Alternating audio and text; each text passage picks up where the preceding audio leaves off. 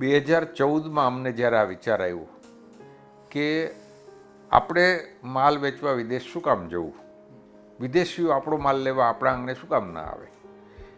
એટલે જે સૌરાષ્ટ્રની એક કહેવત છે હટાણું કરવાની વાત, તો વિદેશીઓ હટાણું કરવા આવે અને આપણે વેપાર કરીએ એવો એક વિચાર આવ્યો અને એ અમલમાં 2015માં મૂક્યો. એટલે 15થી 26 સુધી એ ચાલુ છે. એટલે આ અમારો જે મેળો છે ને એ મેળો દેશી છે પણ વેપાર વિદેશી છે. આ આખો કન્સેપ્ટ છે મારો.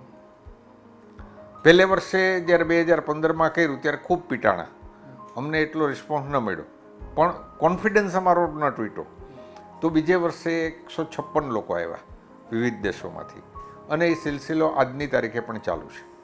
આજે 12મી એડિશન અમે અમદાવાદ કરવાનું આખું આયોજન વિચાર્યું અને અમદાવાદના ઘણા બધા સંગઠનોએ અમને સહકાર આપવાની જાહેરાત પણ કરી. તો આ વખતે આફ્રિકા અને સાઉથ ઇસ્ટ એશિયાના દેશોમાંથી લગભગ 200 કરતાં વધુ લોકો આવી રહ્યા છે અને એ 3 દિવસ એક્ઝિબિશન માણશે, એની સાથોસાથ B2B મિટિંગો કરશે, એની સાથોસાથ 3 દિવસ પછી બધી ફેક્ટરી વિઝિટમાં પણ જશે અને પ્રોડક્શન કેમ થાય છે, ફેક્ટરી કેવી છે, એની કેપેસિટી કેટલી છે, એ બધું થશે. એટલે આના કારણે એક કોન્ફિડન્સ બિલ્ડઅપ થાય છે.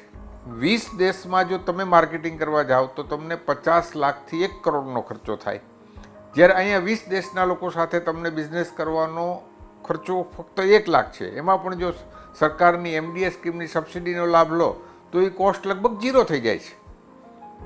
તો હું એવું માનું છું કે તમામ જે વિકાસની દિશામાં વિચારતા હોય, એક્સપોર્ટની દિશામાં વિચારતા હોય, એ લોકો આમાં ભાગ લેવો જ જોઈએ.